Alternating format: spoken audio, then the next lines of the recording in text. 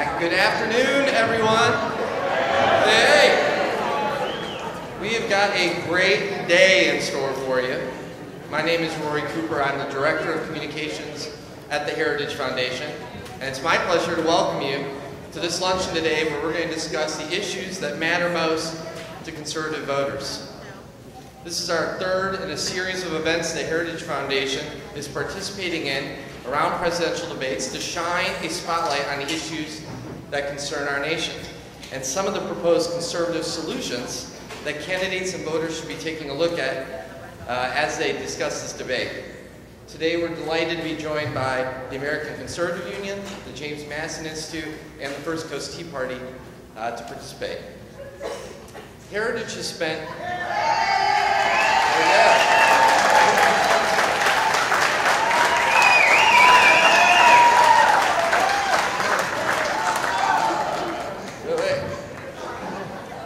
Heritage has spent over 30 years offering conservative policy proposals that would get America on the right track. This year we put out a detailed, comprehensive plan called Saving the American Dream. It seeks to reform our tax code, rescue programs like Social Security, Medicare, and Medicaid from certain failure, and reverse the costly government-centered health care approach that was, of course, made worse by Obamacare. And yes, our plan is not just a speech. It can be scored and it balances the budget in 10 years. Heritage continues to offer critical analysis on foreign policy and national security. And as we were reminded yesterday during the anniversary of September 11th, we must remember that we cannot quit the fight to prevent future attacks. The defense of our nation is our foremost constitutional responsibility. In fact, all issues facing us this election year must be examined from that first principles perspective, as you all know. While our founding fathers might not have had Google, they were able to predict many of the government stalemates that we are experiencing today. Big government versus small, federal versus state, conservative versus progressivism.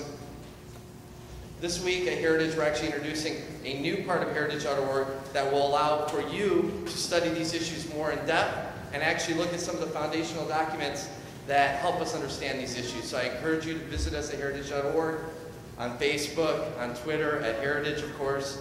Please visit us. Like I said, we're excited to see a policy-centered national debate, and thanks to the Tea Party, Washington is being forced to engage that debate with ideas and not just rhetoric.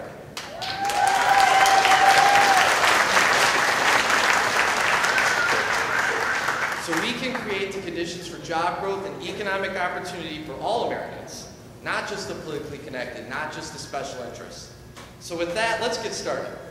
It's my great pleasure to introduce today's moderator. John King has been a familiar face to you all on CNN for well over a decade. Under Presidents Clinton and Bush, he served on as CNN's senior White House correspondent. And before his White House days, he earned his journalistic stripes at the Associated Press, earning awards for his coverage of the Gulf War and praise for his political reporting. In 2005, John was named CNN's chief national correspondent, and today anchors John King USA, a fantastic nightly political news program that airs every day at 7. John is a veteran of many presidential campaigns, I can attest, and is a journalist who knows what this process is like. He knows how to connect the dots and explain the backstory, and that makes him unique. He's also a Red Sox fan, but I promise I'm not holding that against him until the playoffs. Actually, if you go on YouTube, you can see a great catch of him catching David Ortiz's 300th home run. He's a lucky fan. So I'm going to leave it with that. Ladies and gentlemen, it's my pleasure to introduce John King. John. Good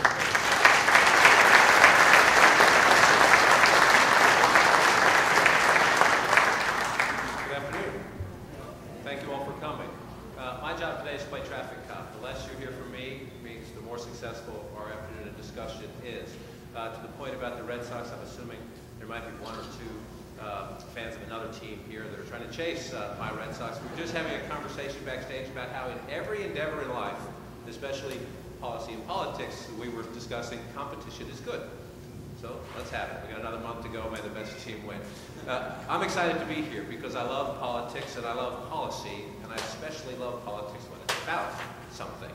And I think that's the kind of a campaign we're moving into. In a few hours, we'll have a debate between 8 candidates. I know they are maybe of most interest to you at the moment. But then we move into, as the president, the incumbent said just today, the election is 14 months away, but boy, we're moving very quickly.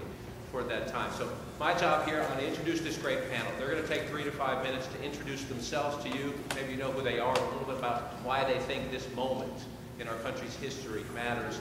And then we're going to have some question and answers. I'll ask some questions of the panel. Maybe they'll ask questions of each other. But the most important part is listen to them. Listen to them and then have your questions. And just wave, send me a signal.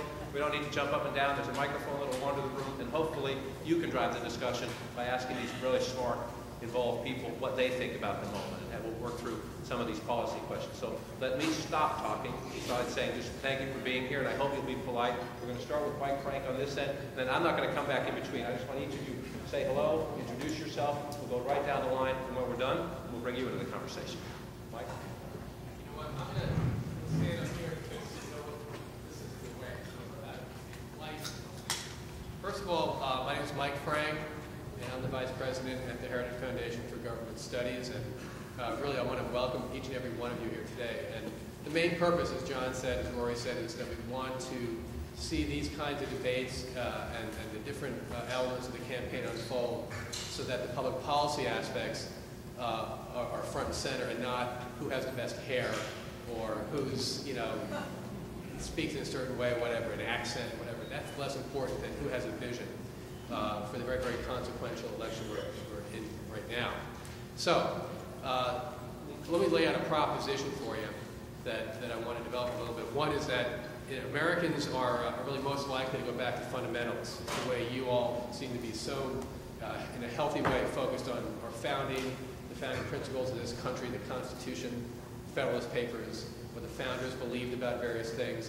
When they're most focused on those things, the things that really matter about our founding, when the country's future seems to be most in jeopardy. And I think it's safe to say that compared to any other time, at least in my lifetime, there's more at stake in this election than ever before. And you hear that all the time. You hear that every 2 years, every 4 years, it's the most important election in our lifetimes.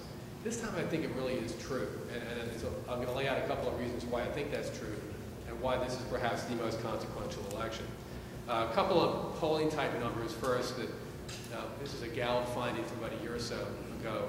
A clear majority of Americans now expect our military capabilities to fade over the next couple of decades. They're just convinced that we're on a downward trajectory when it comes to our ability to defend ourselves.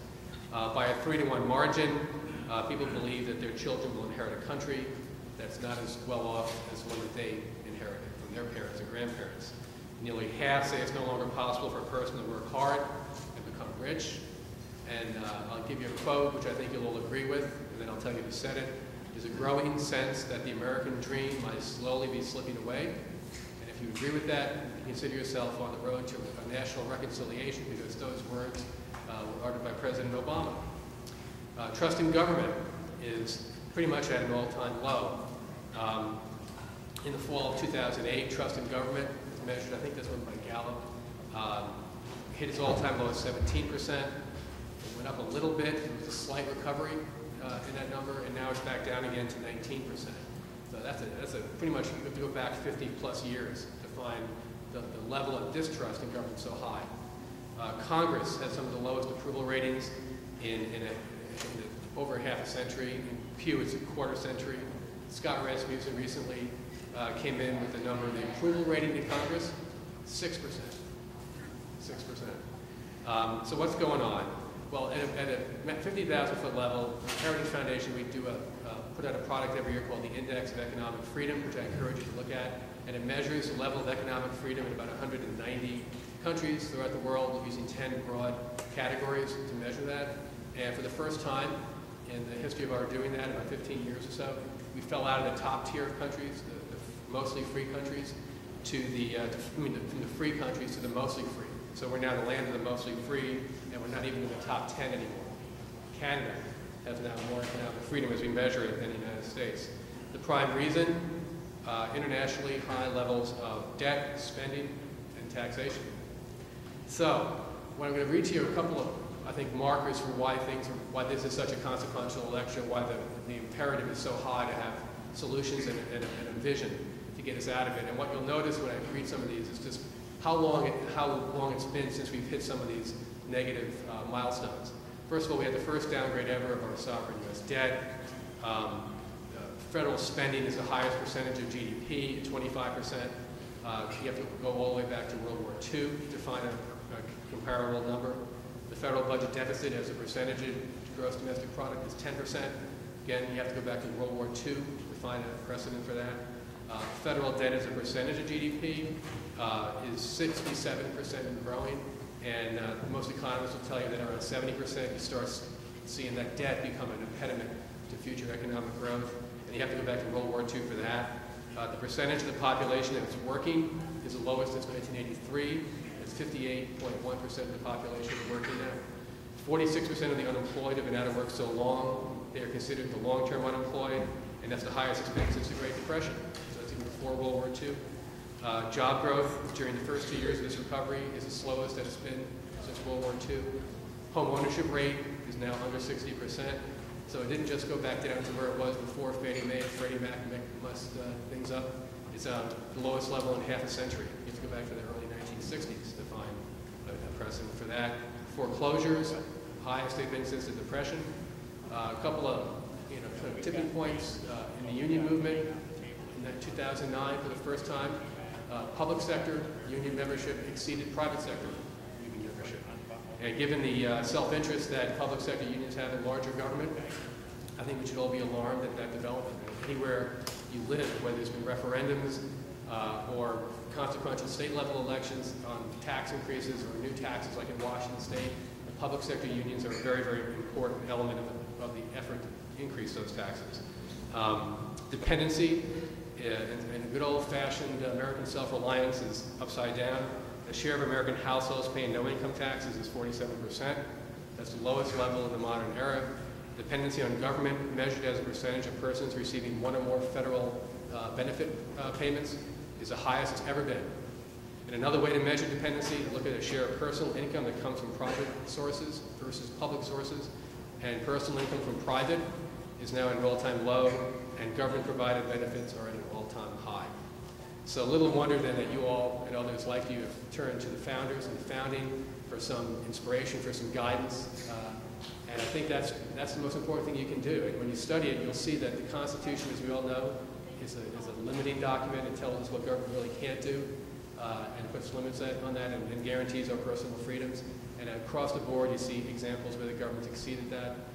Rory mentioned our own plan, Saving the American Dream, which I believe we have copies of here. That is meant to be our real integrated, multidisciplinary way of trying to look at what do you do to make America sustainable again, because we're on that unsustainable course of debt, spending, taxation. I didn't mention regulation. We're at an all-time high in regulation as well. So this is a consequential election. I look forward to your questions about the more specifics about what we can do to get out of it, but I wanted to set the table in that way. Thank you.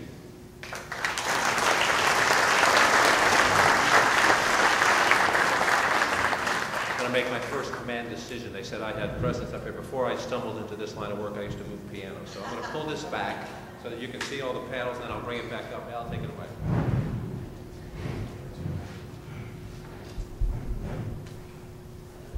There you go. Well, thank you. Thank you, John. Ladies and gentlemen, my pleasure to be with you. My name is Al Cardenas, and I'm chairman of the American Conservative Union, and I appreciate all of you more than you know. Thanks for your activism, and thanks for your interest, and thanks for your being here to see how we get America back on the right track. Yesterday was the 10th anniversary of 9/11, and in addition to each of us remembering where we were that day at that time, it was a time for introspection for me, and I imagine for many of you, and a reflection of where our country was 10 years ago and where it is today. And it wasn't a perfect time. It was a good time for America 10 years ago. And we look where the road we've traveled in these 10 years. Not an easy road, a difficult road, but look where we are. I think Mike gave you an excellent summary of where America is today. And obviously, we're, mired in debt, $15 trillion. In these 10 years, we've more than tripled our national debt where we were in 9/11 10 years ago. Our credit rating has been reduced for the first time in modern history by the rating agencies. Just think, world wars, Vietnam, Korea, even the financial meltdown of 2008, and none of those events occasioned that to happen.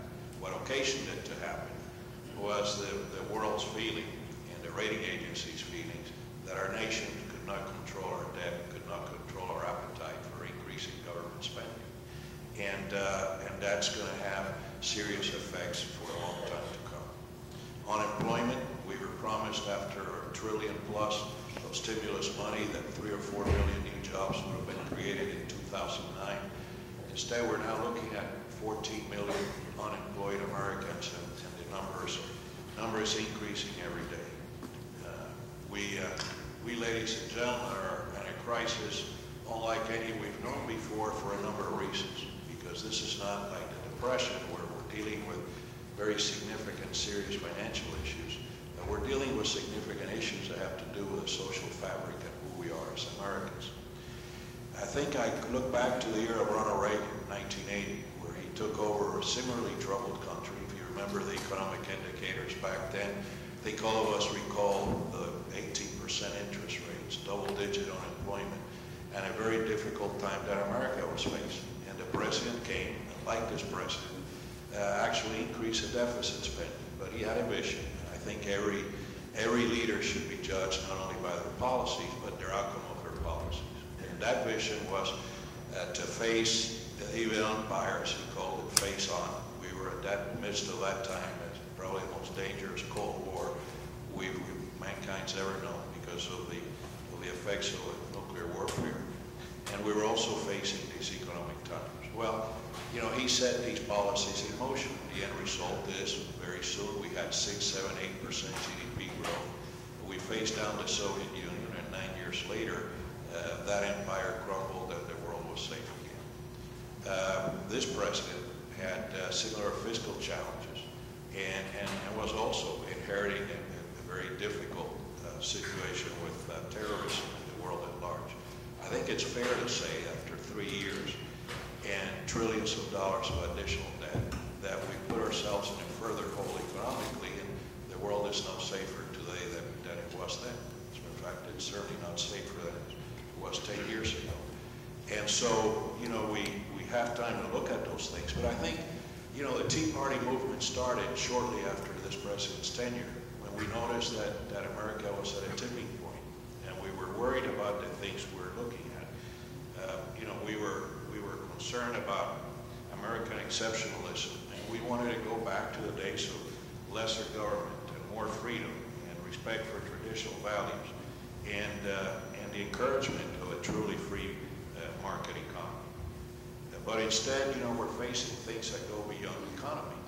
You know, we tell some folks in America, well, okay, if you don't want to buy guns, don't buy them, but don't tell me whether I can buy them or not.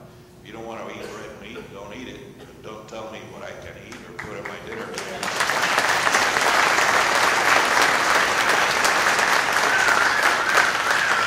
You know, don't tell me when and where I can pray, and don't tell me I have to buy health insurance. That's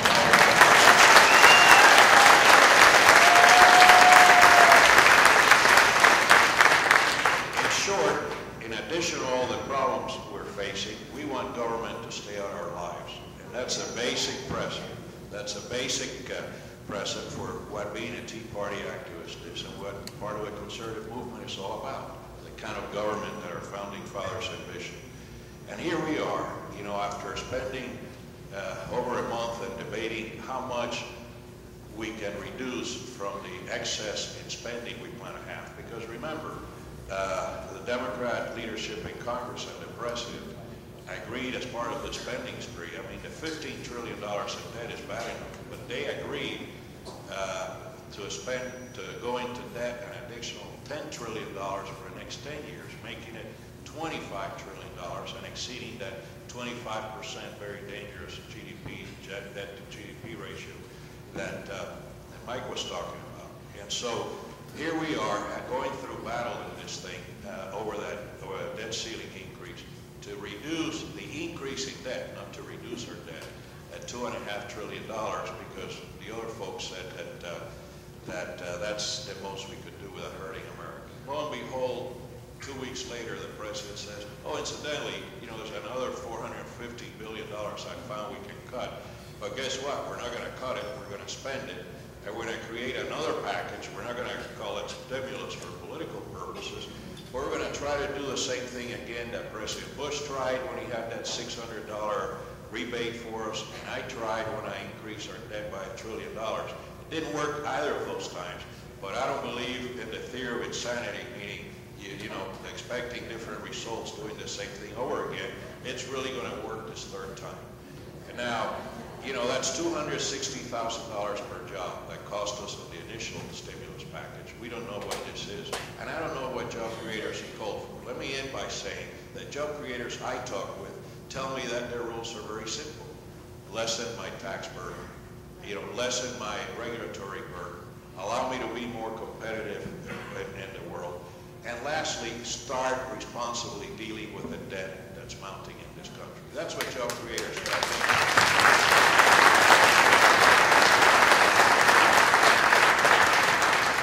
And so to win all of this, we're in a journey, and it's a win or lose journey. This is not, as I was saying earlier, that shrunken sandbox where we say, well, it's our way, and if it's not our way, we'll find some compromise in the middle that will be fine for America. Oh no.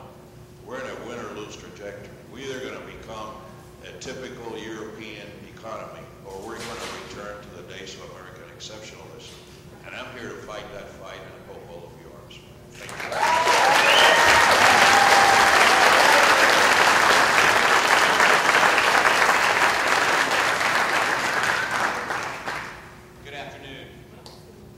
My name is McClure, and I'm President and CEO of the James Madison Institute, which is Florida's oldest and largest free market think tank. We're based in Tallahassee, but we are statewide. We were founded in 1987, and we seek to do two things. It's pretty simple. To offer solutions to the issues that you and I and our children and grandchildren will face every single day, and at every turn, to guard our freedoms and advance liberty. That's our focus. To our national audience, I'd like to welcome you all to the most important bellwether state in the Union when it comes to public policy.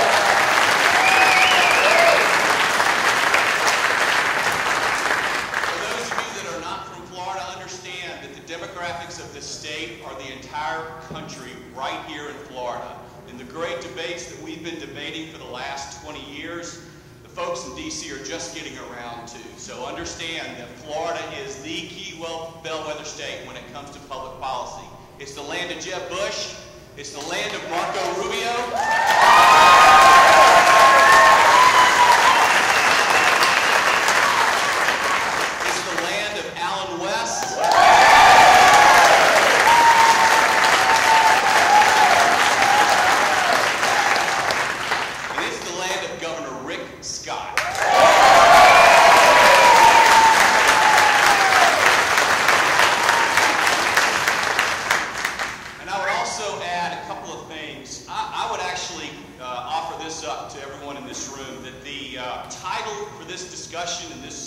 Today is somewhat limiting.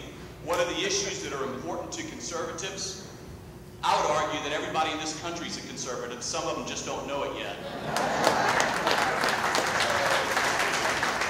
If you care about the future of your children and your grandchildren, you're a conservative. If you believe that you ought to be able to choose the best school for your children and your grandchildren, you're a conservative.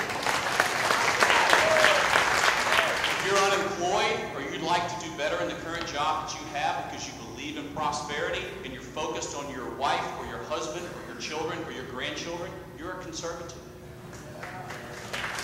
If you believe that private philanthropy can do a better job of taking care of those in need, that our churches and our synagogues can do a better job of taking care of those in need,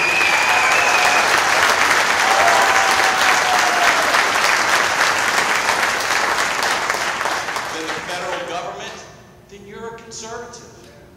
Understand that conservatism is not a zoo animal to be viewed by the national media.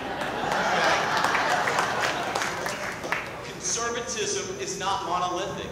Conservatism is mainstream America, and we need to understand that.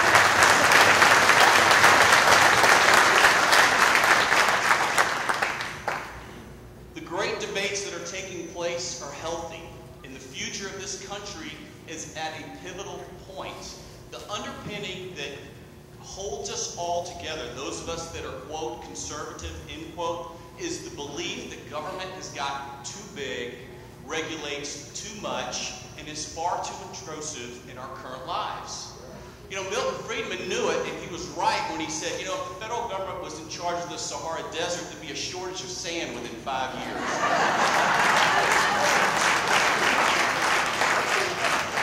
And he was absolutely right.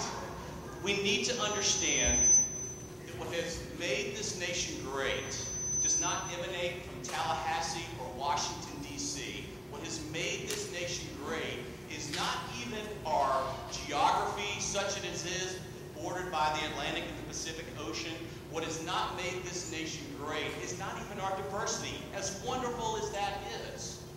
But what has made this nation great is the underpinning and the understanding that liberty, the rule of law, and the protection of private property lead to happiness and prosperity.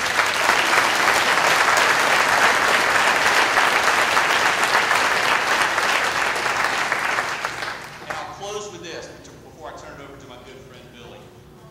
The great debates, the action, the key action that is happening across this country is happening in the states. That's where you're seeing the real good action. The founders understood that that our states were the great laboratories of democracy, that what emanates from Washington is old and stale and dead.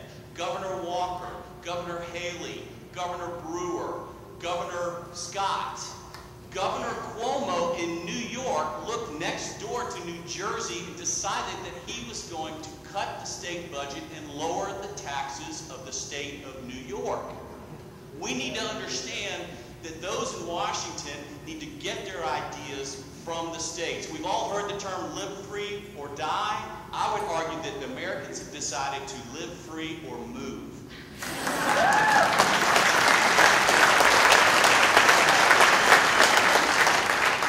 Freedom matters. If you look at the census numbers, for the first time since the 19th century, the state of California did not pick up a single electoral vote.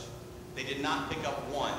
Where you're seeing the growth in our country, where you're seeing an understanding and growth in population are in the states that value liberty, that have a lower tax base, protect freedoms, and value private property. That's the key that we need to understand. So remember, Margaret Thatcher had it right. Life is conservative. Life is conservative. And I'll close with what I started with, and that is this again. At the James Madison Institute, we understand that everybody in the country is a conservative. Some of them just don't know it yet, but they soon will.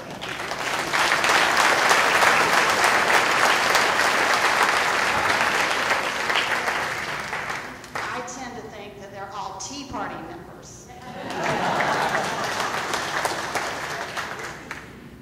My name is Billy Tucker, and I'm here representing the First Coast Tea Party, and I am a proud member of the Florida Alliance of Tea Party Leaders. For all of you that are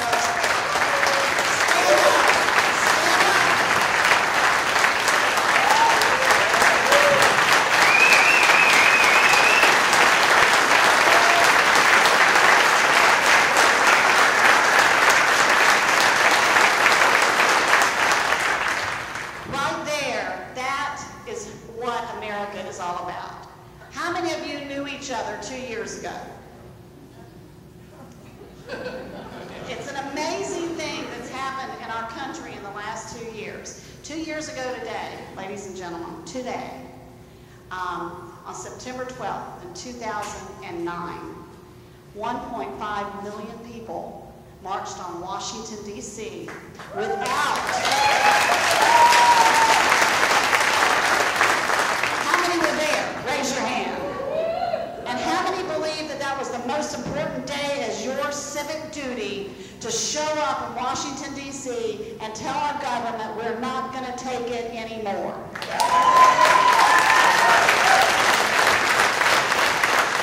And what is it that we're not going to take anymore? Exactly what all of these people have been talking about. We are sick to death of the government telling us how to run our lives. We don't like it. We're over it. It's not the American way. The American way of life is personal liberty, individual responsibility, the free markets, less government, being responsible for your own self, taking care of your neighbors when they're down and out. And we've done a great job as America doing just that. And then all of a sudden, these big shots that get elected, first of all, they earned our vote somehow because they stood there and said all the pretty words that they thought we wanted to hear, and we elected them. So number one, that was our fault because we did not look into the person, who they were as a whole. That is where the American citizen went wrong. We listened to flowery words and we thought this guy really knows how to make a speech, or this person, you know, they're saying all the right things. But the reality was we got duped. And it didn't just happen in 2008. It's been happening for a long time. But it just culminated and actually started when George Bush went on TV in 2008 and said, we're going to bail out banks. And we all looked at each other and said, what in the heck are we doing, the people, bailing out banks? He had no idea what he was getting ready to focus on. The American people woke up and said there's something desperately wrong in our government. Not with us, but with our government. And for the last 2 years, we have been screaming. We have been writing to our letters to our editors. We've been writing to our representatives. We've been going to Washington. We have been doing everything we possibly can do, which is our civic duty, to get our politicians to listen to us. Some have. We did some great things in November of 2010, did we not?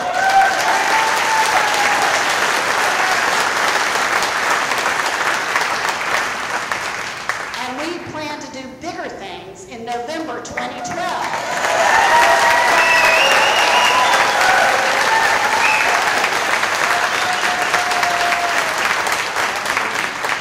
When we showed up on the streets of Washington, D.C. 2 years ago today, they all thought we'd go away. And ladies and gentlemen, here we are in Tampa, Florida, having our own debate with CNN. Can you believe it?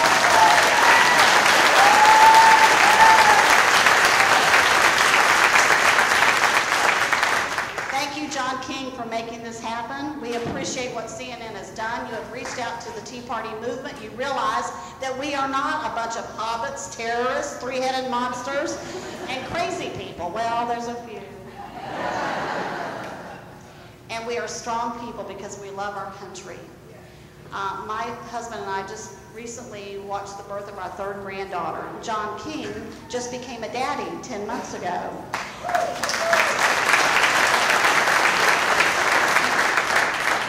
We just betrothed our kids to each other because we like that. He's cute, so I'm sure. And our granddaughter's really cute too. But the reality is, we want to leave for those children a country that we all grew up in, one that we felt safe in, one that we loved, and we're not perfect. America is not a perfect country. But when we were growing up, we felt safe and secure. Except when Cuba started doing their missile thing, we all ran under our desks when we were in elementary school. But the reality is, you know, we had a good life as American citizens. And 10 years ago, when our country was attacked, it did change the face of America. And we realized that there are a lot of people who don't like us. And that's okay. But when it starts happening on your own soil with your own people, taking our country down in financial doom, and when you're financially bankrupt, and there are people in this room that probably have been at some point, and right now there are people in this room that have lost their jobs because of the economy. They have lost their homes. Their homes are upside down. Florida has one of the worst, we are one of the worst states for our home values. And you know, a lot of us in here are older, and we thought our homes would be our retirement. You know, one of these days, we'd take that big nest egg and we'd cash it in and we'd go live in some retirement home. It's not going to happen. It's not going to happen. It's not fair because we didn't do anything. We just went about our lives doing what we were supposed to do while our yahoos in Washington spin us into oblivion. And I'm sorry, you can get that on tape. That's what they did. And we woke up and we said, we've had enough of that. And so we're going to start changing the people that run our government. We want more Marco Rubios.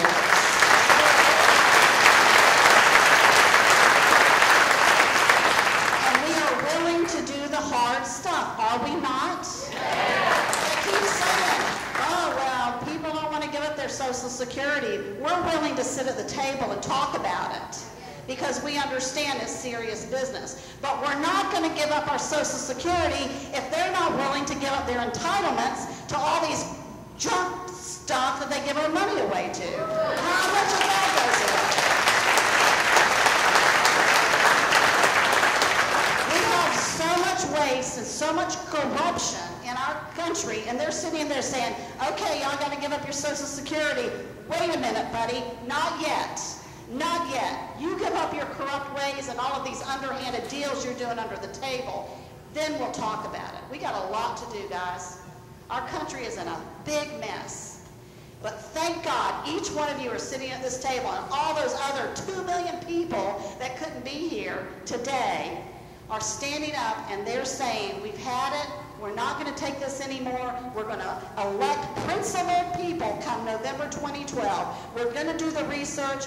You can say these flowery words, you can get up here tonight in the debate hall and you can spar with each other, but when it comes down to it, we're looking for a leader that has courage, conviction, principles, and will stand up for the Constitution of the United States and will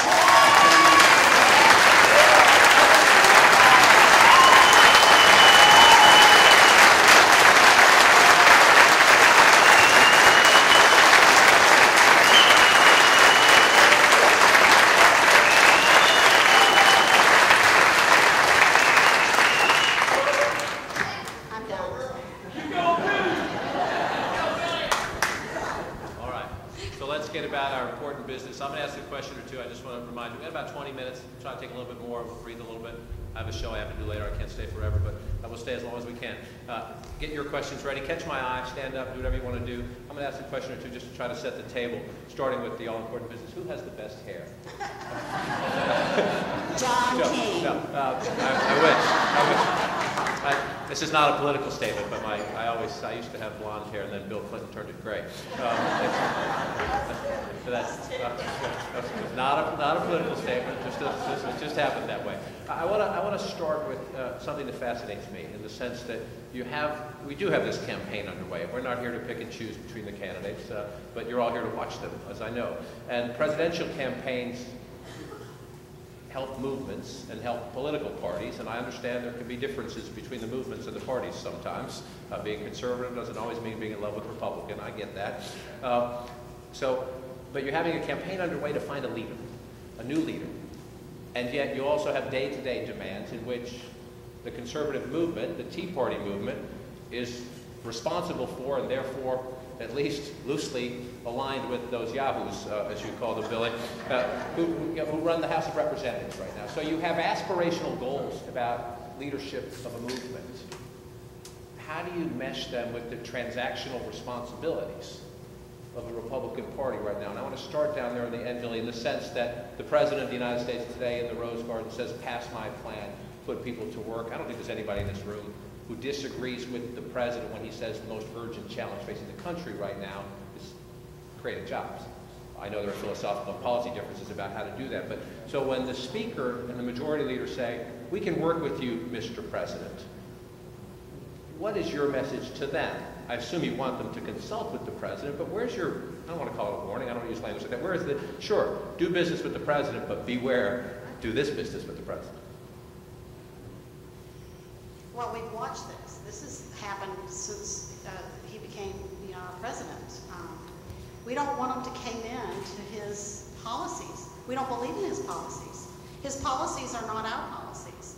And we are tiring of every time we see John Boehner and some of the other representatives go up there. I always tend to think that there must be a torture chamber in the White House or something, because they walk out and they're all beat up and they came in to these demands, and it's happened over and over again. So we want jobs, but the reality is President Obama went up there the other night and said we have a plan, but again, what is it? We want to see what the plan is. We're tired of that. So we have this nebulous plan, And then we're supposed to, John Boehner, and they're supposed to go over there and negotiate a nebulous plan, and then they come out and say, okay, well, he's going to get his plan, and nobody knows what that plan is, and it's just chaotic. We don't want chaos anymore. Give us reality. And so, Bob, the president says, we'll see, he held it up in the Rose Garden today, he's going to send up, this time it'll actually be a plan, it'll be detailed. Speaker Boehner says he'll score it and see where it goes. A smart argument politically for the president is to say, which he says, a lot of this in here Republicans have supported in the past. And on the issue of the payroll tax cut, that is certainly true. There are some Republicans who say, yes, I did. I did support that. And in theory, I do support that. But I don't see evidence that in this economy it's helping. Therefore, we need to do something else. Let's not do the same thing over again, even if it's a good thing. Where is do you see a policy debate that has new, bold ideas, or are we in a policy debate in both parties where this is the Democratic playbook, this is the Republican playbook, and we're just going to keep throwing the same playbook out there every time and refighting the same game? Well, John, I think that, you know, we have there's one chamber that's a majority Republican, and quite a few members, especially new ones, who are conservative to the core. And we have the other chamber ran by Harry Reid and mostly a liberal agenda. And then we have a White House. Obviously, the numbers don't stack up for us, and we have to find pressure points now and then, like with the debt ceiling, to score very minor victories, but at least stop the bleeding. Now, most of us didn't agree on the last version. We certainly agreed with cut, cap, and balance, and other policies that we thought would get our country back on its feet. But you know, the president proposed a $450 billion package. You know, I mean, if the president wants to eliminate tax credits and subsidies and apply that to a reduction in spending, great. You know, we'll check that box. If he wants to continue the deductions of payroll taxes for our workers, as long as he finds corresponding cuts in government spending, we'll probably check that box. But if he wants to use this money to create jobs, well, the answer is no, because they're only going to be government jobs. They're going to cost us $250,000 each, and it sinks us further into a hole, and that's the answer.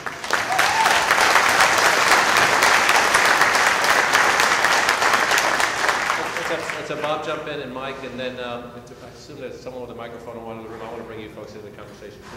John, I think I heard two questions in what you were saying. One is, I think originally you asked, where's the intersection between the role of the grassroots and getting things done in Washington, D.C., whether one loves or hates the House or loves or hates the Senate.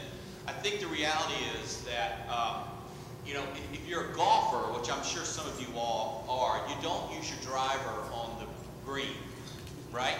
You don't use your putter in the fairway. And what the, quote, conservative, end quote, movement is, it's a golf bag full of great tools that are collectively getting the job done. Okay, so you have clearly the grassroots movement advancing the cause, beating on doors, pounding on our legislators, sending emails, letters, all those kinds of things. You have the intellectual broker, the James Madison Institute, which is in the ideas business of promoting freedom and liberty. Well, how does that manifest itself in budget and tax policy? How does that manifest itself in health care? How does that manifest itself in energy policy? You have the folks in Washington, D.C. who are kind of advancing the cause of liberty. Both Al and the Heritage Foundation both doing that. So it's a tool, it's a golf bag of lots of different tools that are driving this. We're not going to turn this around with one election in 2010. You know, I wrote a piece the day after the election that said actually today is the most important day, not yesterday, because now the hard work begins. So I think it's a collective conservative movement of all using those tools to advance the cause. And I think the second thing, which I think you referenced, was the question of bold policy. I mean, I think the great thing about the conservative movement is there's healthy debate. Some have certain views on energy on this side of the room may be different than those, but the reality is, the underpinning is, do these policies in D.C., and again, I would argue, if we're looking for our success and happiness in Washington, D.C., we're making the first mistake there. That's the first mistake. But the reality is, whatever policy emanates from Tallahassee or Washington, the policies must advance liberty, they must limit the role of government in our daily lives, and it must promote personal responsibility. Within the confines of those three principles, let's debate energy policy, let's debate taxes, let's debate the regulatory environment. So I think those are the components that matter to a freedom-loving nation.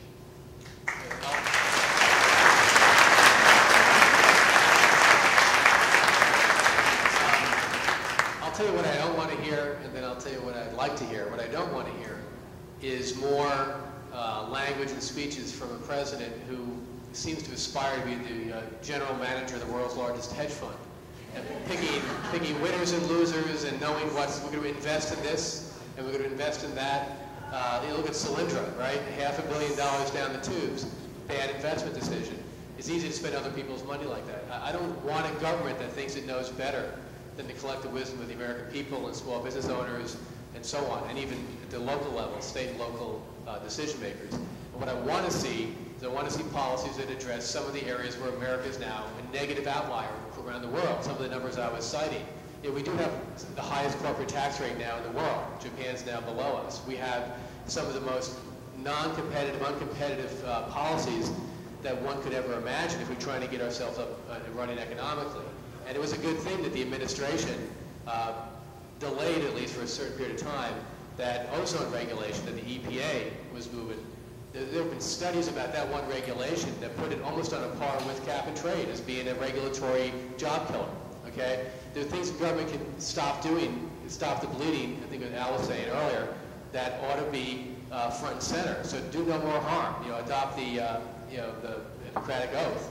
And then you can start doing the policies that require legislative action, such as lower tax rates and changing the regulatory climate more dramatically than it is right now. So that's what I want to look for. If I can ask you, if you have a question, just say who you are. If you want to address it to someone specifically on the panel, please do. Otherwise, I'll play traffic cop and we'll get it through. Hi, I'm Hank Madden. I'm the First Coast Tea Party of the chairman. Just as a general purpose statement, I answered my God and Billy Tucker about it. I'm kind of plugged into this from what I do professionally, and I've seen us all swatted flies, where we're dealing with, we've got massive tax issues, you've got regulatory issues, you've got healthcare issues. We talk about all this on the surface, and I've only recently come to realize, we say Obama doesn't know what he's doing, he's an idiot. First off, he's not an idiot, he's a very intelligent man. Secondly, he knows exactly what he's doing. I'm just curious, you on the panel, and I'd love to be able to ask this to each one of the contestants in the debate. How many of you are familiar with UN Agenda 21 and Sustainable Development? Once you read that, you will know exactly what the agenda is. And we can deal with all the surface issues all we want to, but until you go in and root out the cancer, we're paying the UN billions of dollars annually to subsidize the undermining of America. You represent some of the finest educational institutions in America. What is being done to bring to the forefront the complexity, the disease of UN Agenda 21, Sustainable Development, and its impact on America? Thank you.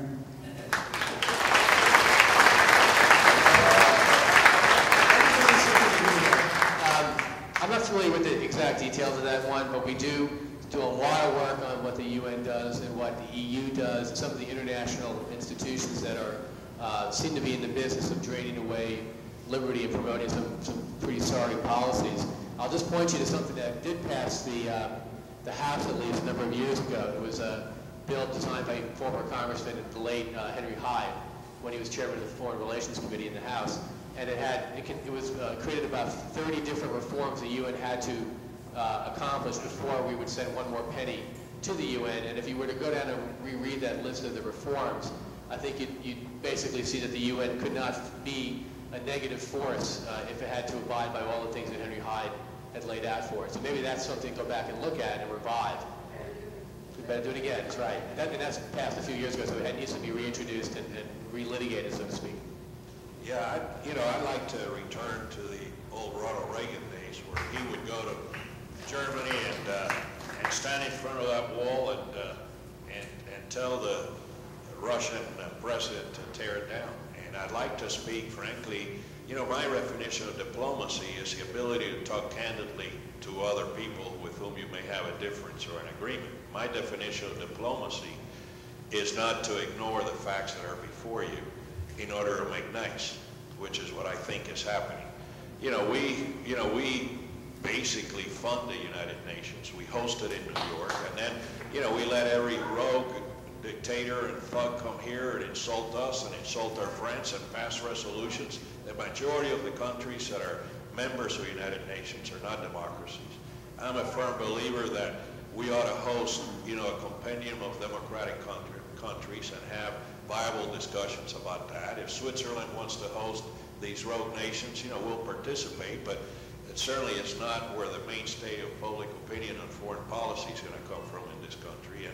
And I think our foreign policy ought to be directed, yes, at strategic goals, but also understanding who our friends are and who we're not. The world needs to once again understand that it's good business to be a friend of the United States and bad business not to be. And right now, frankly, too many nations like Colombia to our south, who 10 years ago or 5 years ago were total allies of this nation, now think that they've got to deal with Venezuela and the other rogue nations around them just as well, because they can no longer depend on this country for finding a true friend. And I'm a firm believer that the only way foreign policy works is for you to understand who your friends are, and for the people who are not your friends to understand where you stand. And I don't believe that's our current foreign policy, basically. And we ought to have a new strategy that truly defines our goals and spell things out in a way where everyone in the world clearly knows where the United States stands.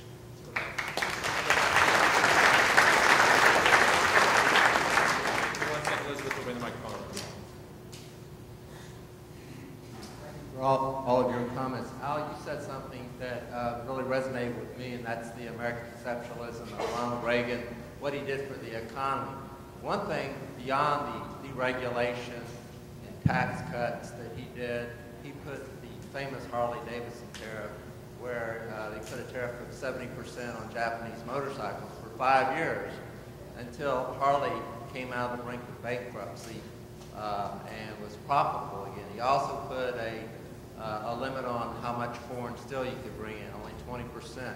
Don't you think that even if we did away with all our regulations and cut taxes totally, we'd still have a problem competing with China and what they do illegally, really, their government does to support their trade? What should we do in that area to create American jobs?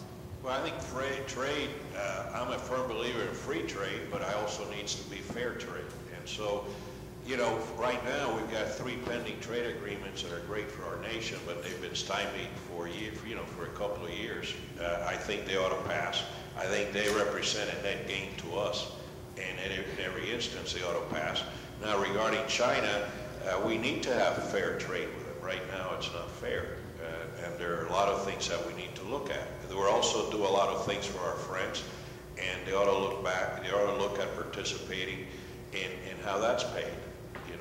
For example, Iraq. If they want to have democracy, we spend a lot of lives.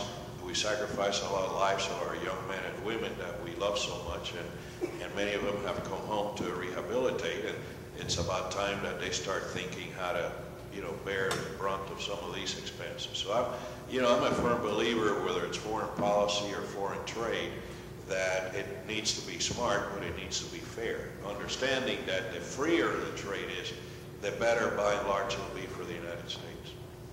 Now, I don't believe in isolationism, but I don't believe in unfair trade policies either. I'll get back 1 second, but I just had this question come to mind listening to the discussion, not just about these issues, but the fundamental question is the role of government. Where does the power belong? What belongs in Washington and what doesn't? So I want to bring Bob and Billy on this question. I think Mike called it, the most consequential election of our lifetime. And yes, we always say that. People in my business say that way too often. But in the sense that in 2008, you had a country, and we don't need to dissect the exact reasons, but you had a country that elected, with an electoral college landslide, a left-of-center president who ran on health care, was clear, the American people knew this was someone who believed using the levers of government in Washington was his approach to government. He won big. Then in 2010, birth of the Tea Party movement, the country sends exactly the opposite message. So you're in 2012, I call it the tiebreaker, that the American people collectively, you will say in this room, we didn't vote for that guy, this guy. People at home, when I say this on television, I get all these angry grams that I'm kissing up to the Tea Party by saying that, you know, that these guys came to Washington, this is what they campaigned on. So maybe you don't like it, but this is what they said they were going to do, and we beat up politicians when they break their promises, don't we? So how do you frame, I know we're not picking candidates tonight, how do you frame the choices in a way that the American people actually litigate that question? Because often we have elections and at the end we're not exactly sure what was litigated, therefore you go back into the muddle. The American people seem to like divided government. How do you frame the question that says, you are voting not just for candidate X versus President Obama. You are voting on whether you want this decision made in Washington, this decision made in Washington, whether this is up to your governor, and whether this maybe is up to none of that. I would say a couple of things, John. First off, I'd like to quickly look at 08. I would argue that Barack Obama ran on platitudes and niceties, and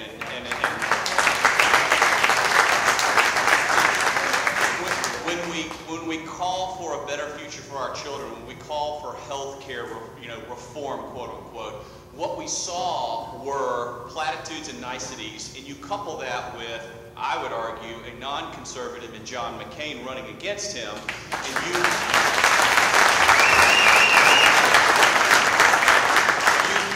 have an election that was a slam dunk for the president. You go back, when you add to that Bush fatigue and what George W. 43 did at the end of his term, and, you say the country doesn't like divided government, but in 2006... I think the country does like divided government. I'm sorry, yeah, that's what I meant. Consistently have, well, whether they like it or not, they've consistently done it. Right, but I would argue in 2006, the Republican Party had the keys to the kingdom, and yet they left their conservative roots, and that's why they were really thrown out of office. And so, what you saw in 08 was a president get elected, and very shortly thereafterward, the country went, uh-oh. And you saw Scott Brown get elected. And then you saw Chris Christie get elected. And you began to see these things roll up. Once the very bad ideas that the president had, though he didn't offer those up in detail when he was running for office, once those became manifest and transparent, the country reacted. So I would argue the country's still a center-right nation, far more than many folks believe, because once we began to see the realities of this current administration, the country has moved engagingly to the right, and the Republican Party, to the extent, we're a free market think tank. Republicanism, to the extent that it may or may not be for limited government, that the party is not our issue. The party is focusing on limited government and personal responsibility, but the party ran as a conservative party and governed horrifically and lost all of those roots that it ran for, and that's why it got thrown out of office.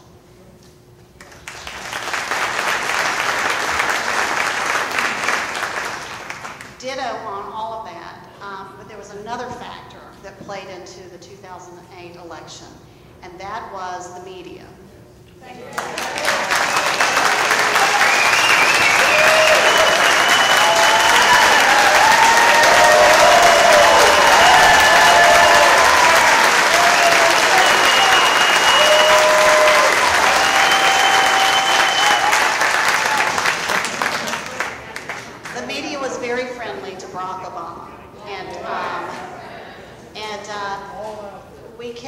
We would scream at the TV, John.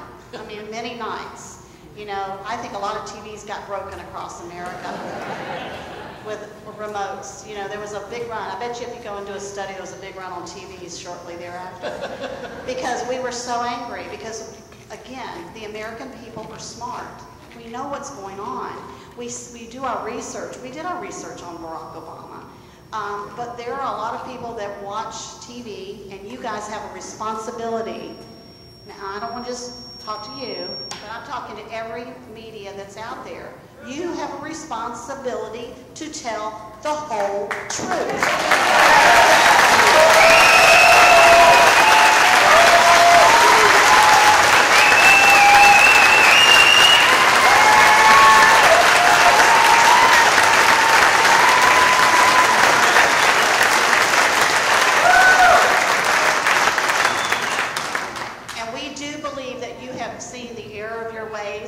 why we are here tonight.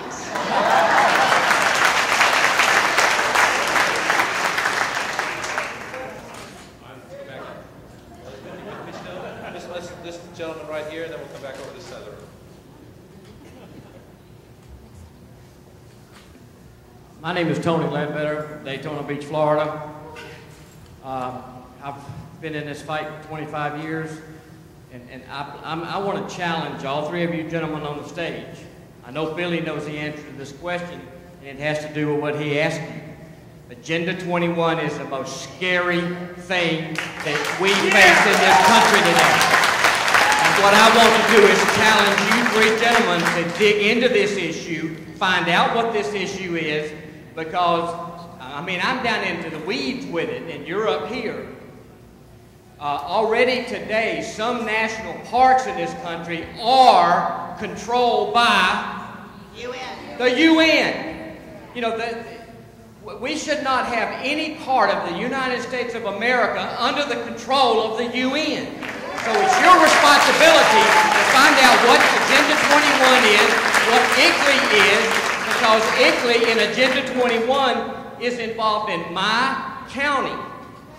They're involved in every county in the United States. It's a violation of the Constitution that my county council signs an agreement with ICLEI, which is not a United States organization. It's a foreign organization. It's a violation of the Constitution. They shouldn't be allowed to do that. And you being the educational, you need to dig this up and start promoting it and get the Congress educated, because they don't know nothing. So please do that.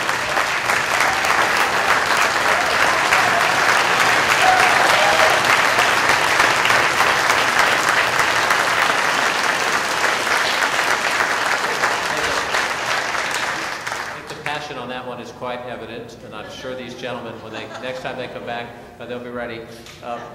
Who's got a question on another issue? Sir, ready.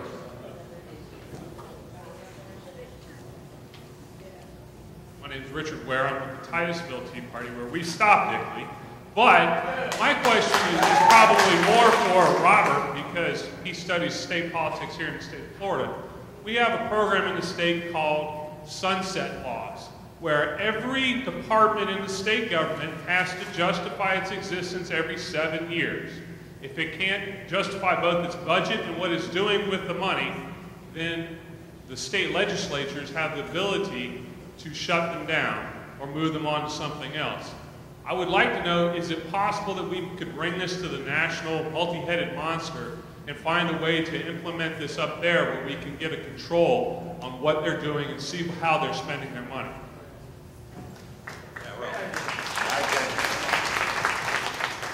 Yeah, that's a $3.7 trillion multi-headed monster, but I couldn't agree more with you. I've always been a proponent of taking a look at this and looking over a period of 1 decade, and every year take 1/10 of our departments and agencies and having them to justify what it is that we do, have us take a look at it.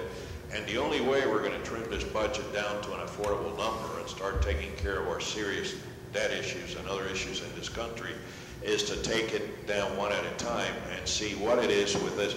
I'm not talking about putting a stop to the immediate issues we should handle, like cut, cap, and balance. I'm talking about a systematic way, as you mentioned, of sunsetting X number of federal agencies and departments every year, like 1/10 every year, and taking a clinical look at it, having it justify its existence, and every 10 years have that department or agency have to enact a new statute to continue its existence. So I've been a big fan of doing that at the federal level. We do it at the state level. Every state should do it, frankly. And look, let me echo what they say. I think such a large chunk of a great conservative thought in America is now coming from our, state think tanks, and that's why we want to play a larger role with all of them. A couple of weeks ago, there were 53 state think tanks meeting in Seattle, and boy, I was just so proud of the incredible reform proposals that they had across the table. And you're right, there's a lot that the federal government can learn from what's going on at the state level. Is that Bob, and then Mike jump in on that point, then we'll try to squeeze in a few more questions. You're absolutely right about Florida, and that's why I continue to harp on the fact that it's the most important bellwether state in the country, that people can look at our state, what Governor Bush did in school reform. Oh, by the way, Florida's in the top 8 in the country when it comes to K-12 test scores, despite having the most dynamic population. I mean, we're not Nebraska, right? And yet we're in the top 8 in the country when we were 48th. You're absolutely right. There's a larger issue, too, that I think matters. And that is this, the utter lack, and we saw this with Obamacare, the utter lack of government transparency at the state and federal level. That is a huge issue.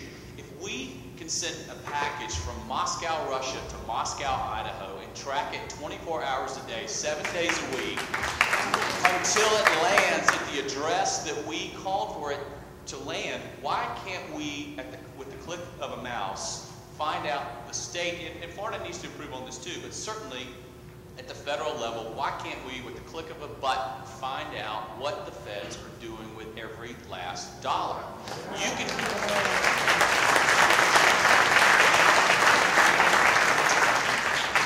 Google your old high school sweetheart from 35 years ago that you haven't seen and find out every single thing there is to know about him or her over the last 35 years, good or ill, right? Why can't we find out where every penny goes at the federal level? Government transparency, having the checkbook online at the state and federal level is a key component to what you do so that you have the tools to continue to bring pressure to bear. Yeah, let me give you guys a homework assignment. You just gave me one, right? In the House of Representatives, there's a rule that prohibits pouring money into federal programs whose authorizations have expired. If you were to look at all the programs with expired authorizations, the annual appropriations for those programs is in the hundreds and hundreds of billions of dollars. But every time these programs come up for a new round of funding in the annual appropriations bills, that rule is waived. Okay, so it's within the power of the House to not waive that rule for some or all of those programs. If you don't waive the rule, you're not allowed to fund them, they go away.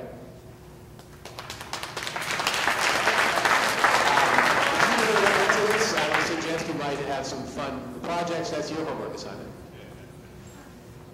Step outside. Thank you for being here. My name is Bill Lawson. I'm a small business owner in Winter Haven, Florida. I do a lot of the stuff what these young men are doing around here.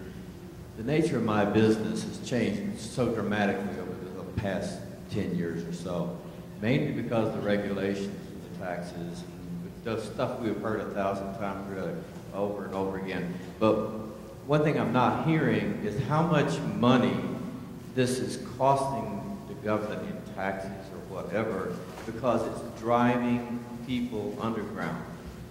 I'm a small businessman. I have 0 employees, which means it limits the amount of business I can do. When I get a big job, I call friends of mine who do the same kind of work. We work together on a project. Do they pay taxes? I have no idea. It's none of my business. It's driving money underground, and it's making us illegal workers. And I think it is wrong. And we need to get this changed so that we can go back to being fair citizens, pay our taxes, and cover our employees. Thank you.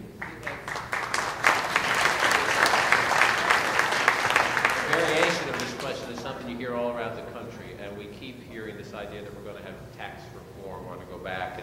And at the moment, I guess everybody jump in with a quick view if you want, and it gets back to my short-term and long-term in the sense that there's been some talk of trying to do it in the current conversation about deficit reduction. Does anybody think that's possible with divided government, or does that have to be, again, another issue litigated in the national campaign?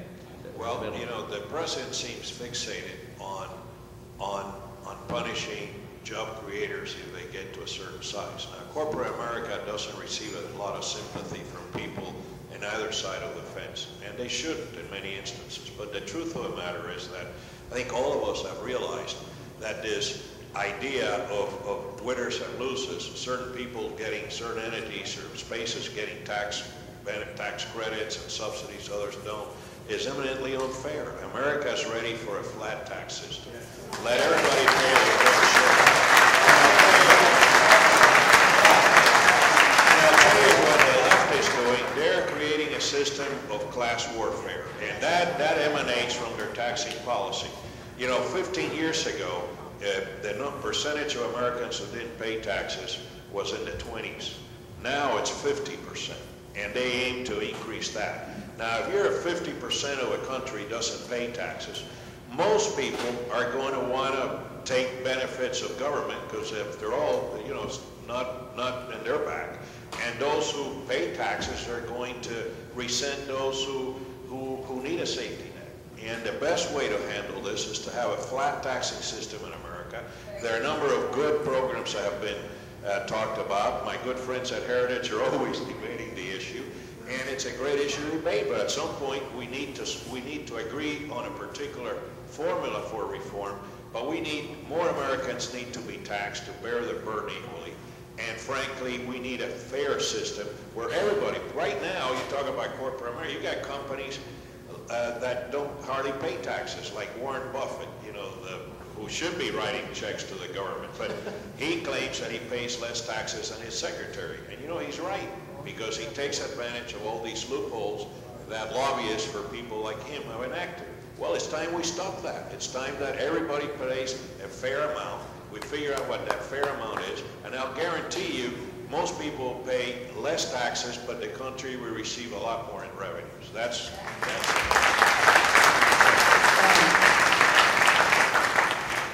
The question is whether we think this might be possible, whether it's in this Congress or in the next one. And I just would historically remind you that the flat tax approach has had some very interesting ideological odd bedfellows. Jerry Brown, governor of California, is a flat tax guy from way back. And well, what you see there is people on the left like it because it gets rid of special corporate and other kinds of loopholes and so on. The people on the right like it because it takes the rates down and it makes compliance with the code less consequential. If you don't need to hire a very expensive tax lawyer to avoid something that's taxed at 15 or 20%. If it's being taxed at 50%, you want to spend more money to avoid that taxation. So you take the rates down, you can put more effort into actually growing a business, creating jobs, and creating value. And so you've had historically an interesting bipartisan mix. In '86, when they took the rates down to 28, Bill Bradley, Bob Packwood, Durenberger, Chafee, there were a lot of moderate and liberal Republicans and some liberal Democrats that were the driving force behind that reform. So anything's possible, and there's a lot of folks on the left now who would say they want to take rates down, including the corporate rate. The trick is in trying to find the right balance between getting rid of deductions and taking the rates down. The woman over here by the camera has been waiting patiently. Let's take a question here. I know there are a lot of questions in the room. I can see looking around. Our panelists were told they would be out of here at 1:30. We're approaching 1:50. I have to leave in a few minutes because I have to help with our debate prep and do a show tonight. So let's try to move quickly through a few more, and then hopefully when the conversation's over, I don't know the time constraints on these guys, but maybe you can come up and say hello to them and ask a question after that. They have to make their own decisions on that one. Please. Thank you. My name is Josephine Ellis. I'm a housewife, have been all my life. I woke up one day and I saw socialism. And I have a question why nobody will call it socialism and how we can educate and pull the wool back off of everybody's eyes. Because I know what socialism leads to communism, and communism is terror. How can we educate ourselves? How can you as educators bring it back and call it what it really is? Socialism. It's not liberalism. It's not progressive. It's socialism.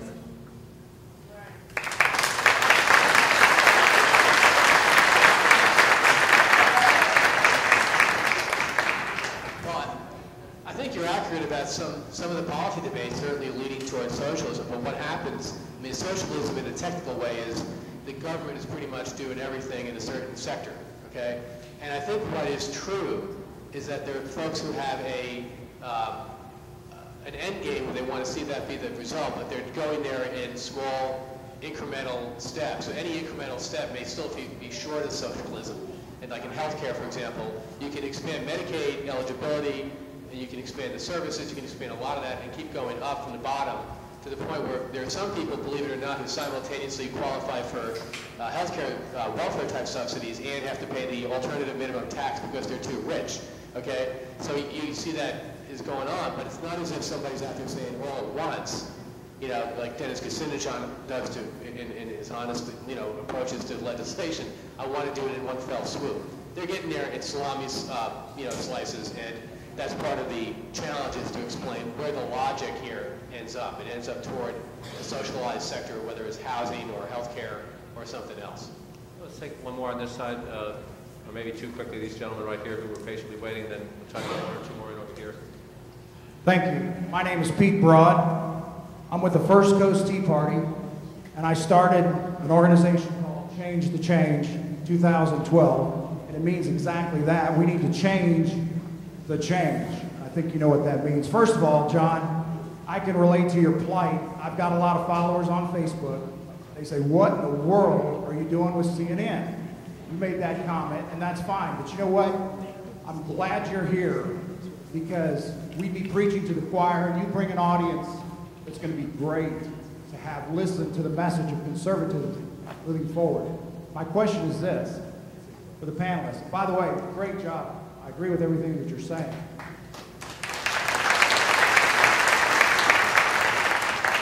We're going to have a candidate emerge as the GOP candidate, and hopefully it's a conservative one. How is that person going to be effective in debating President Obama for the 2012 election?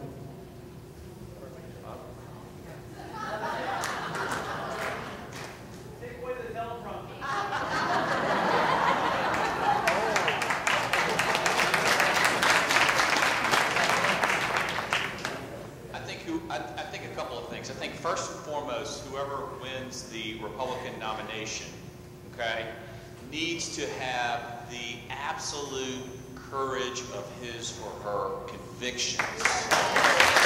Understanding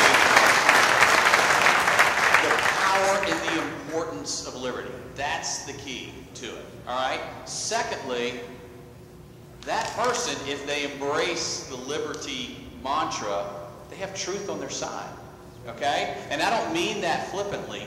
Truth is on the side of those who believe in liberty. There is this universal hunger for freedom, and every time it's tried, whether it was Ronald Reagan in 1980,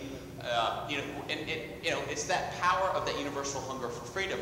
Ronald Reagan was not yet the man in 1979, okay?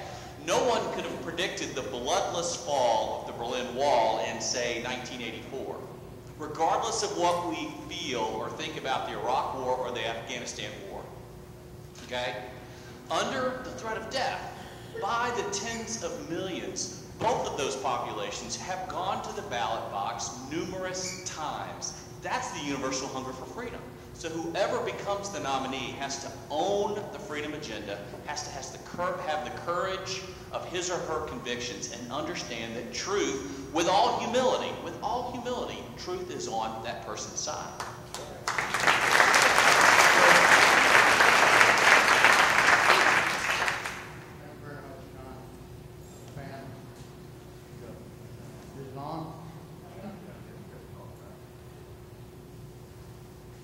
Well, one thing I haven't heard here all night, and John, back when Lou Dobbs was with CNN, heard about it quite frequently. Want to bring the jobs back to America. Let's start exporting all the legal aliens here, going after the employers and saving the jobs for Americans, because we can already put over 4 million people back to work immediately by just going after the employers and making the fine sticks, just slapping them on the wrist and letting them do it again. I'd love to hear from the panel any idea that they think would work. And that is a debate within the movement and the party, in the sense that if the Chamber of Commerce were here, they would say, no, don't do that. It is a debate. And to the point, as anyone wants to address it, please speak up. That's where we began, too. And I would say this, that sometimes we have these conversations, we just think it's all politics. This is a significant policy question that divides people of goodwill. Yeah, it does. Illegal is illegal.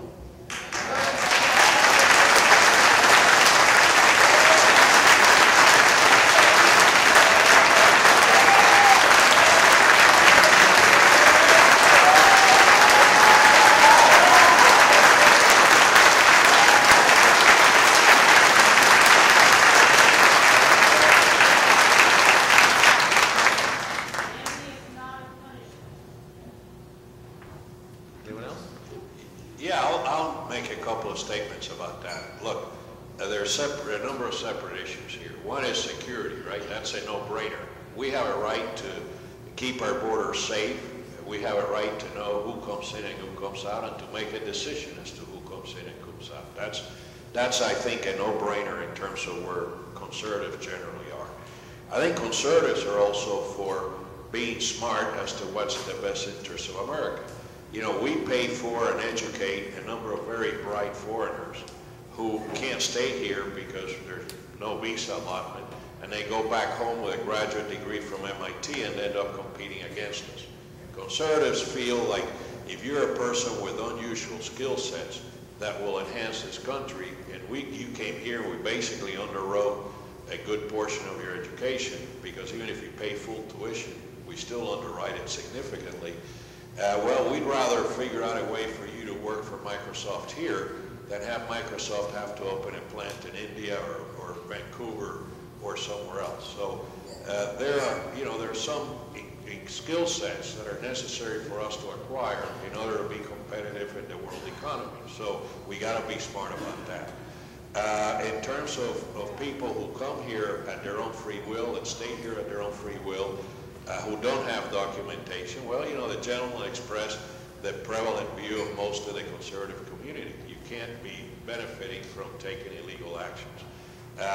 The question remains, with all due respect, as to whether the jobs that are being done picking lettuce or sugar cane or working some of these chicken hoops or washing dishes, whether enough Americans today were willing to take over those jobs.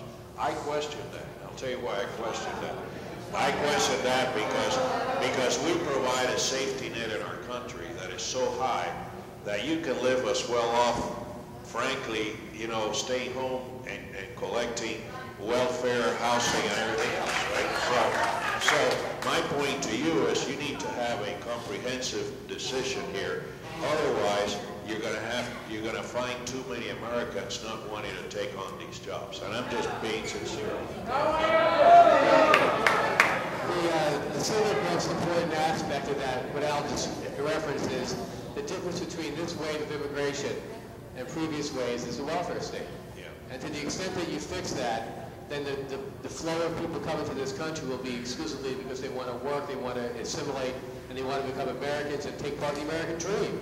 And we've lost that instinct that we want to turn folks who come here into part of the American enterprise, the whole American exceptionalism. And when we get that back, and we fix the welfare state so it's not a magnet for people to come and get free stuff for nothing, then I think the whole nature of immigration itself changes. I need to bring Rory up. I'm going to apologize to everyone whose hands are still up. We're unfortunately out of time for the formal program. Hopefully you can get your questions answered by this fine group. I just going to ask just an indulgence for a couple seconds before I bring Rory up to wrap. One, to the gentleman's question about CNN. This is my 7th presidential election. It is my 3rd with CNN. I understand the views of many of you and many in the conservative movement about my network. Let me just say this. I try to do my job fairly. I respect and applaud the other business models of the world I work in. And I'll be very blunt about it. Fox and MSNBC in prime time don't do what we do. They have passionate, ideological, political programming. And God bless them. That's why we have a First Amendment. I don't criticize them. I respect what they do. It's their business model. We do something different. We don't do it perfectly. I know that. I know that. We try all the time in expanding the voices we bring into our conversation to make up for our shortcomings. I personally, as someone who has covered politics, I want the most liberal person in America sometime on my program. I also want the most conservative person in America on my program, and I want representation of everything in the middle. You see, just on the last point about immigration, even in this room, there would be some pretty fierce debates. Remember when I was first trained in journalism, it was make sure you cover both sides of a story, they said. There were 8, 10, 12, sometimes 50 sides to a story and views on an issue. And so that's our challenge in this technology. So some of you may never watch my network. Some of you may occasionally watch my network. Some of you, we may have a hostage crisis tonight because the debate is on my network. I would just ask you this. I like to use the sports metaphor, or if you're a businessman, you want to know what the competition is doing. You want to study them. You want to learn from them. Every now and then you might even say, damn, that's a idea. So what we try to do is have a more open conversation. As I said, we're not perfect at it, but I hope every now and then, in the months ahead, just check it out. You don't have to stay. And if you don't like something, here's the thing I ask. Here's the thing I ask. If you don't like something, I get your point about breaking the television. Try sending an email to the guy on it first before you throw a shoe at him. I'm serious. I learn from this. I love what I do because I get to meet you. That, to me, is the definition of politics. My first campaign, I was a kid covering the Massachusetts State House. Probably not any of your candidates, a guy named Mike Dukakis. I went around the country with them. But in the process of that, it's okay, I got to meet America. And the gift of my job now is I've been to 70-something countries in all 50 of the states many, many times. So if you don't like something we're doing or somebody else on my network is doing, I'm easy to find. Send me a note. Judge us that way. Before I step away, I want to ask a favor. We didn't do much of this, but I want to ask the people in this room, if you are certain of your candidate, if you know now who you're going to vote for, when the primary, most of you are Floridians, not all of you, but when the primary comes your way or the caucus comes your way, if you are certain of who you're going to vote for, raise your hand.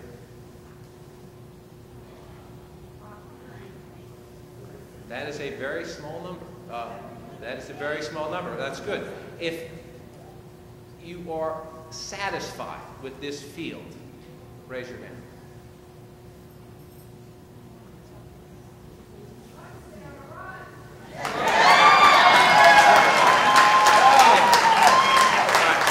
I'm done. If you expect Sarah to run, raise your hand. Expect, not want, expect. I got some waffles there. I just want to thank you before I turn it over to Rory. I really mean it. I appreciate coming here. I appreciate... John, before you leave, sure. can I address something you said? Number one, guys, I got to tell you, I've been working with CNN, with Sam Feist, who, y'all don't know, he's behind the scenes, but he's a big shot over Thinks there. he's my boss. Yeah, he does. And Sam has been awesome, awesome. CNN's been awesome through this whole thing. And listen, I got a lot of ribbing about being up here. I bet you did. Oh yeah, man. Look at these people. They're passionate, but passion's good. They are. Passion is great. But CNN has been fantastic. And it's not CNN that's always the bad guys, you know? Fox News has not been in our category very much lately. We're not real happy with them either. We want truth. Just exactly what he said. We want the whole truth. To that point, quickly, we all live our lives by what happened last time we did this. You know, if you drive a Ford and you like it, you buy another Ford. If you drive a Ford and you don't like it, you buy something else. If you pick Ford, I'm not picking up Ford. You're new.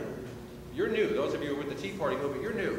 And new means we don't know you. And that also means maybe we don't completely understand you. I will tell you from my perspective, I respect you. My personal political views have no meaning to what I do in life, and I leave them at home, and I'm not perfect. You'll find something to say, aha. I'm not perfect, but I try. My personal views, I hang at home. And I'll tell you, I've been at this so long. People ask me questions sometimes in my own family, and I say, I don't know. Because I spend my entire life trying to flush it from my head. It's my job. I'm not perfect. But the one thing I do know is everybody in this room gets one vote. One vote. Whether you're a senator, whether you're a Republican. My dad was a jail guard. He got one vote. And that's how I view this. And so some get a few more, John. Some get a few, even in Florida. In Chicago. I'm going to bring Rory back up. I just want to thank you for your patience.